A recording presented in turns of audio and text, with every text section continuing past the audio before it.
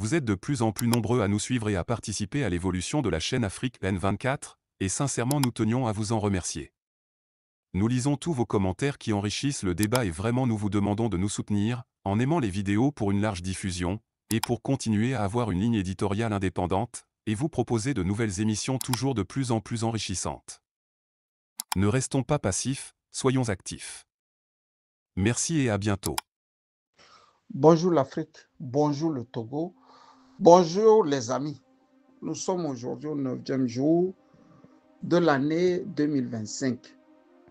J'ai pensé qu'il faille arrêter nos querelles qui ne font pas avancer le Togo.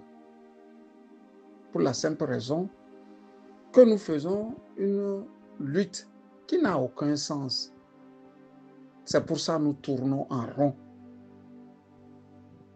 Nous tournons en rond parce que sinon aucun Togolais n'a pu déposer sur la table le vrai problème, la vraie question qui fait que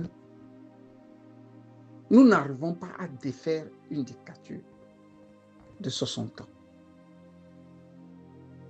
On n'a pas encore pu poser la vraie question qui fait que les Nyasingbe nous dirigent et que cela ne choque personne. D'abord en Afrique, ensuite dans le monde entier.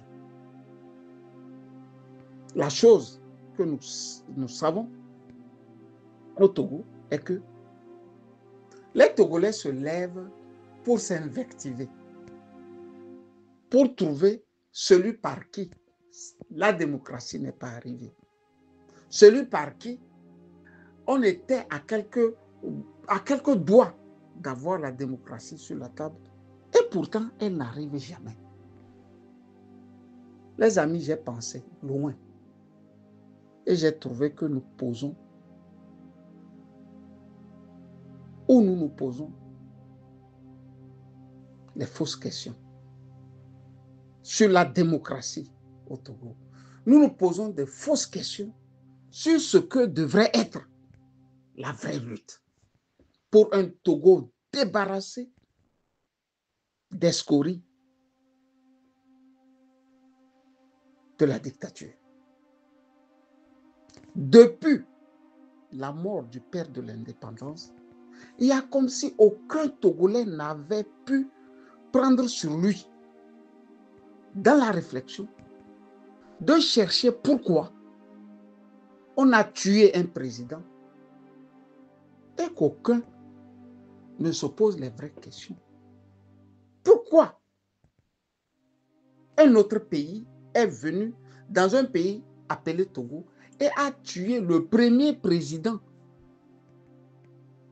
élu démocratiquement par les Togolais?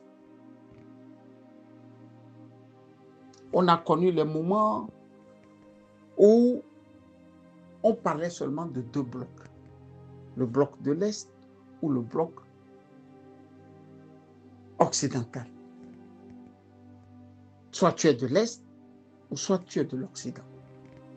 Et Adema en a profité pour asseoir une dictature terrible, immonde. Sauf que dans les années 90, on a trouvé l'occasion, ou l'occasion s'est présentée à nous pour que nous prenions le destin de tout un pays en main. Je ne vais pas lister ici tous ces gens de talent, tous ces hommes de talent que nous pensions en notre temps, parce que moi j'avais 20 ans, qu'ils allaient poser le vrai problème du Togo sur la table. Que nenni, ils n'ont pas pu le faire. Qui s'appelle Léopold Ninevi, qui s'appelle Edem Kodjo, qui s'appelle Gilles Christ Olympio, qui s'appelle Antoine Folie, qui s'appelle Zarif Ouaïva, qu'il s'appelle, laissez tous ces noms que nous avions connus à la salle Fazao de la Conférence nationale souveraine, vous vous rendrez compte que le vrai problème n'a pas été posé. Le problème de la France-Afrique. C'est seulement au Togo, à l'heure où je vous parle, le vrai problème n'a pas été posé. Qui est-ce qui menace le Togo de démocratie? Apparemment, nous voyons quelques godillots en train de tabasser les Togolais, en train de meurtrir les Togolais, en train de piller les Togolais, en train de caillasser tout ce qu'ils peuvent caillasser sur leur passage. Et aussi naïvement ou dans l'ignorance la plus totale, nous choisissons de les accuser comme étant les vrais maux dont souffre tout un pays. Pour être franc, le problème du Togo reste et demeure la même mise de la France sur le pays. Je reprends. Notre grand problème est qu'il y a une puissance appelée France qui a sa main au-dessus d'un peuple. Je veux parler du peuple togolais. Beaucoup de livres sont venus étayer et détailler comment cela fonctionne. Mais rares sont les Togolais qui les lisent ces livres. Fin de course, on préfère se rabattre sur le classique. Élection, élection, élection, revendication, revendication. Et à la fin, la dictature est là et nous regarde. Bien sûr, avec ce soutien de taille appelé la France, qui aide violemment à ce que rien ne change. Et dans l'apparence, on a l'impression que tout bouge. Parce que 1990 et 2025, c'est 35 ans d'écart. Qu'est-ce qui s'est passé? Et depuis 35 ans, on n'a pas pu encore poser le vrai problème du Togo. On a vu les partis politiques défiler. L'UFC, l'ANC, le CAR. Je cite ces trois partis parce que ce sont les vrais partis qui n'ont pas posé le vrai problème du Togo. Le vrai problème du Togo n'est pas sincèrement le problème que nous voulons voir. Le vrai problème du Togo, c'est le problème de la France-Afrique. Les coopérants qui sont là et qui soutiennent les dictatures. Les gens de l'ombre qui travaillent avec la dictature. La monnaie, appelée le franc CFA. Et parfois des aéroports qui aident la France-Afrique à manœuvrer en Afrique de l'Ouest. Vous vous rappelez quand il y avait eu le sommet de l'Union africaine à Lomé, les Angolais n'étaient pas venus. Sur RFI, j'avais bien immortalisé la bande. Sur RFI, on a interviewé le ministre des Affaires étrangères de l'Angola et on lui a posé la question pourquoi son pays ne participera pas au sommet de l'Union africaine. Je pense que dans le temps, c'était l'OUA, je ne sais plus. C'était l'OUA. Devenu UA, Union africaine. Ce dernier a répondu qu'ils ne viennent pas ou ne viendront pas parce qu'ils ne veulent pas venir dans un pays appelé Togo qui a le sang sur les mains, le sang des Angolais sur les mains. Pour vous dire que le Togo se trouve en Afrique de l'Ouest et Lomé jusqu'à Luanda, c'est encore plus loin que Lomé-Paris. Mais comment se fait-il que les Angolais nous reprochent d'avoir les mains ensanglanter des petits Angolais. L'explication est simple. Les livres le disent. Je ne suis pas chez moi. Si j'étais chez moi, j'allais vous superposer ces livres-là à ne point finir. Le Togo servait de base arrière. Et l'aéroport de Niantougou est pratiquement devenu le seul aéroport en Afrique de l'Ouest où la France utilisait pour faire des dégâts dans les autres pays de la côte ouest africaine, voire en Afrique australe. Que ce soit la guerre du Libéria, que ce soit la guerre de la Sierra Leone, toutes les armes sont parties de Niantougou pour atterrir dans les mains des seigneurs de guerre. Ce n'est pas moi qui le dis. Il y a une traçabilité. C'est pour ça que les Angolais ont dit que ce qu'ils vivaient là-bas, dans les forêts angolaises, était aussi dû à la manipulation de la dictature togolaise. Et si vous allez plus loin, à la manipulation française. À partir de ce moment, quand on fait un constat qu'un pays s'avère être un pays si voyou comme le nôtre, il faut se comporter en voyou pour défaire la dictature. Aucune élection ne pourra plus libérer le Togo. Aucune, ce n'est pas possible. Que ce soit sous un régime parlementaire ou que ce soit sous un régime présidentiel ou semi-présidentiel, aucune élection ne libérera le Togo. Parce que la France-Afrique le veut ainsi. Question maintenant. Pourquoi aucun opposant au Togo n'a-t-il jamais posé le vrai problème sur la table? C'est ici que j'ai voulu dire merci à Rodrigue Pogli, que je salue des deux mains et à qui aussi je vais présenter mes vœux les meilleurs. Quand j'ai fini de saluer Rodrigue Pogli des deux mains, je salue Djimo Oré. Bien qu'il soit resté toute sa vie au Togo, c'est le seul homme politique, je dis c'est le seul homme politique qui s'est posé le vrai problème qui secoue le Togo depuis le décès de Sylvanus Olympio jusqu'à nos jours, ou mieux, jusqu'à ce 9 janvier 2025.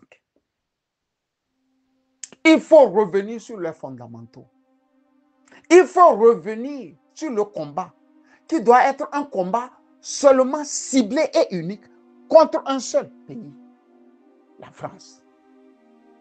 Tant qu'on n'aura pas dressé nos jeunes, nos partis politiques, nos mouvements associatifs ou politiques, voire notre société civile, à se dresser contre la France, les Nyasingbe vont nous tourner toujours en bourrique. C'est pour ça, depuis avant-hier, je suis insulté sur les plateformes. Pour la simple raison que je vais leur dire au fait ce qui se passe dans les états-majors de ceux qui disent qu'ils vont nous libérer. Et plus loin, je suis allé jusqu'à vous dire qu'il n'y a rien de grand et de bon qui se fait là-bas. On trouve que je démoralise le peuple. Non, je ne démoralise pas le peuple togolais. Non. Il est temps que froidement, nous nous posons les vraies questions. Pourquoi ça marche au Burkina et chez nous, ça ne marche pas? Alors que le Burkina a les mêmes problèmes que chez nous. Ils ont le problème de tribalisme. Nous, on a le problème de tribalisme. Mais les Burkinabés arrivent à s'équiper en armes contre les terroristes. Les Burkinabés, au-delà de tout, arrivent avec tout ce qu'ils ont comme fléau dû au terrorisme. Ils arrivent à construire les routes. Je lisais ce matin à la presse qu'ils ont posé la première pierre pour construire une université avec 40 amphithéâtres, suivi de quelques salles. Vous voyez, de recherche. Quand un pays veut sortir là, de la pauvreté, quand tu es loin là, tu sais. Quand un pays veut sortir de la pauvreté là, à Kandane, à Wallan, tu vois ça. Loin là, tu vois. Mais on a les mêmes problèmes avec les Maliens. On dirait que les Maliens sont plus libres que les Togolais. Mais si tu n'as pas des problèmes liés au terrorisme, et quand tu es citoyen malien, tu pars dans ton pays comme tu veux. Tu rentres et tu sors comme tu ressors comme tu veux.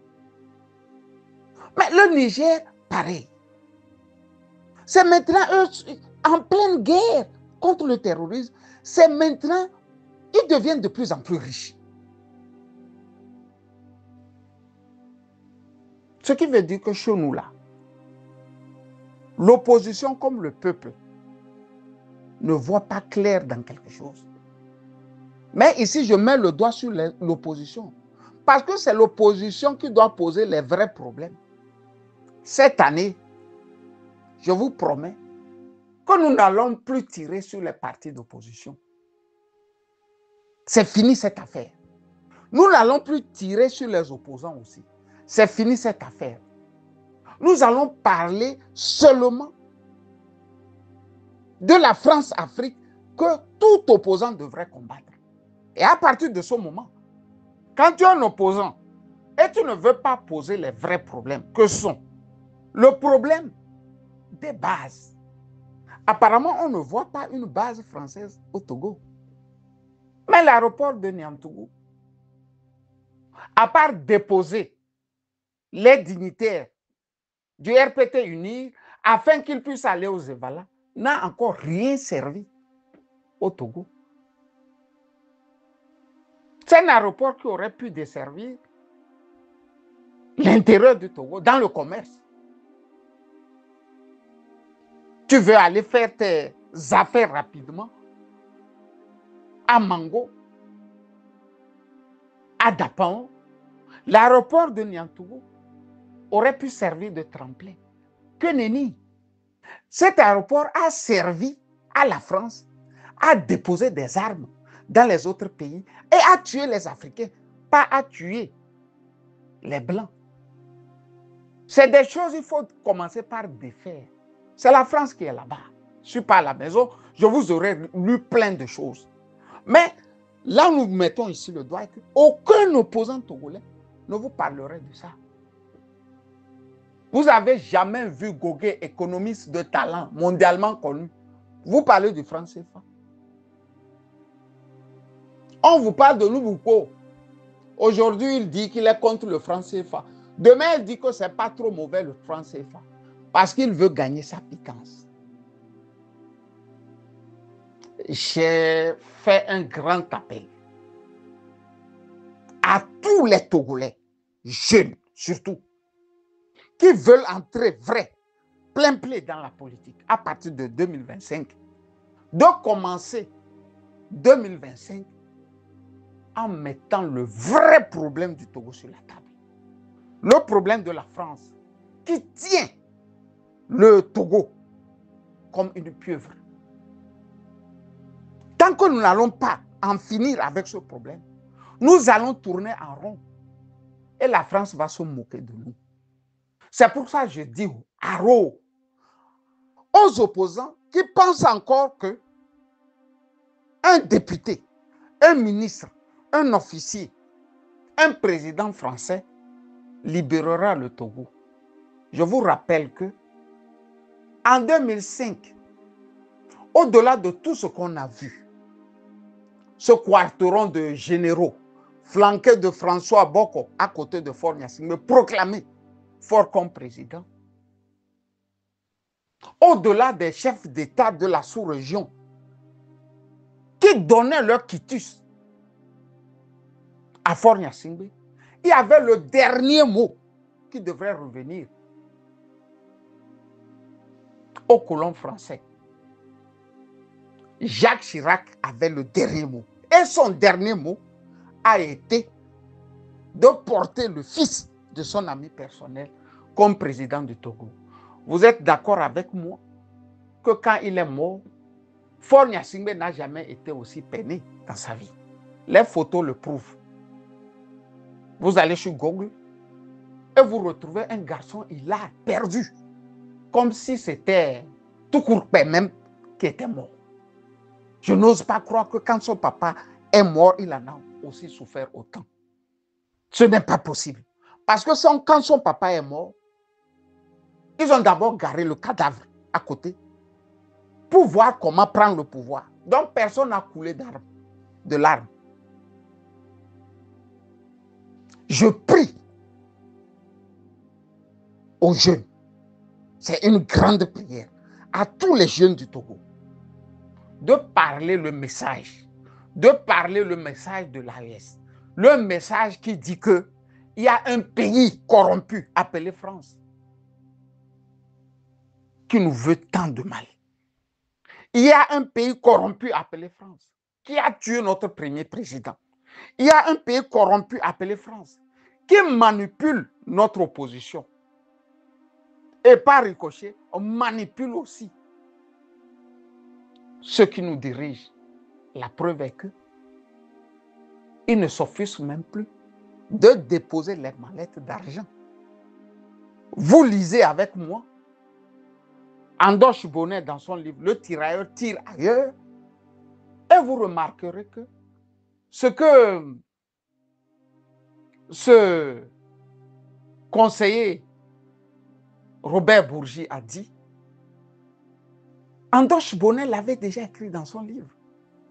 Il avait dit que quand Chirac était encore maire de Paris, ils sont arrivés à à Paris, et pour donner la mallette d'argent, Adama a dû leur dire de sortir. Sortez, sortez, sortez. Ils sont sortis et Adama a remis la mallette d'argent. C'est la triste réalité, ça. Et Dieu seul sait combien de Togolais ont lu Andoche Bonnet. Dieu seul sait.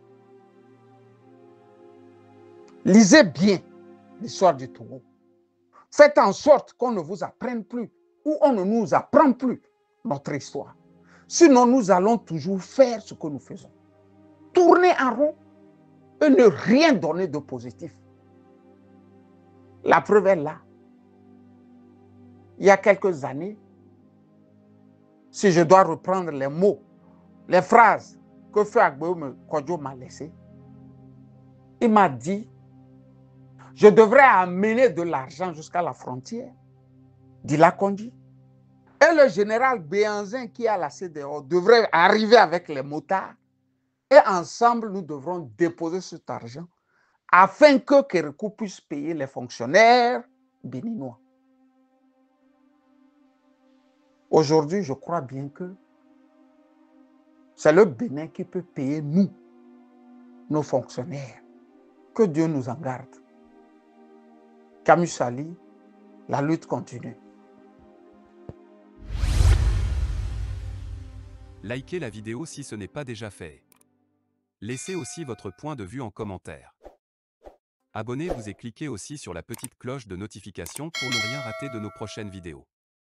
N'oubliez pas de partager aussi la vidéo et de la liker.